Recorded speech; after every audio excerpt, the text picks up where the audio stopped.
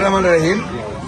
আসলে আজকে ওই প্রাকৃতিক দুর্যোগে যারা ক্ষতিগ্রস্ত, বিশেষ করে পাহাড়িয়া ঢল, বন্যা এবং নদীর পানির কারণে তাদের জন্য আমাদের মাননীয় প্রধানমন্ত্রী জনাব তারেক রহমান সাহেবের বিশেষ তত্ত্বাবধানে আমরা আপনাদের সম্মুখে আসছি ক্ষতিগ্রস্ত ব্যক্তিদের মাঝে এই জিআরের চাউল বিতরণের জন্য।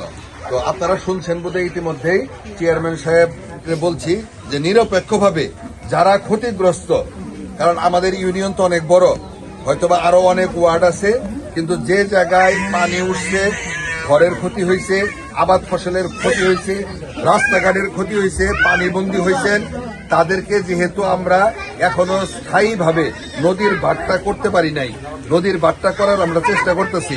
আমরা আশা করতেছি খুব স্বল্প সময়ের মধ্যে আমাদের এই মহারশী নদী, এই মহারশী নদীর ইতিমধ্যেই কিন্তু যে কয়টা ভাঙ্গা স্থান আছে, কালকে মন্ত্রী মহোদয় গতকাল নির্দেশ দিছে আমাদের টোটাল এই ঝিনাইগাতি উপজেলায় 60টা ঝুঁকিপূর্ণ স্থান আগামী কাল এবং এক সপ্তাহের মধ্যেই টেন্ডার হব। এক সপ্তাহের মধ্যে 10 দিনের মধ্যে আমরা কাজ শুরু করব। শুধু বৃষ্টির কারণে আমরা কাজ ধরতে পারতেছি না।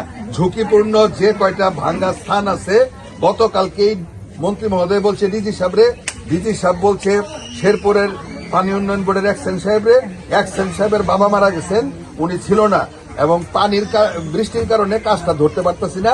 আমরা 10 দিনের মধ্যেই যে কয়টা ভাঙ্গা জায়গা আছে এই কয়টা জায়গায় কাজ ধরবো, এবং আগামী বছর অর্থাৎ এখন যে বাজেট হইতেছে এই বাজেটের মধ্যে আমরা স্থায়ীভাবে এই মহারশী নদীর খনন এবং বাঁধ এই দুইটার কাজে আমরা শুরু করবো,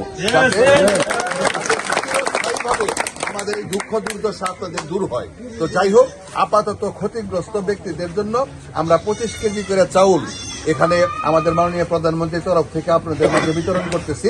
আপনারা সুন্দরভাবে শান্তিপূর্ণভাবে চাউলটা নেবেন এবং আমাদের মাননীয় প্রধানমন্ত্রীর জন্য আপনারা দোয়া করবেন। এখানে উপস্থিত আছেন আমাদের উপজেলা চেয়ারম্যান সাহেব, আমাদের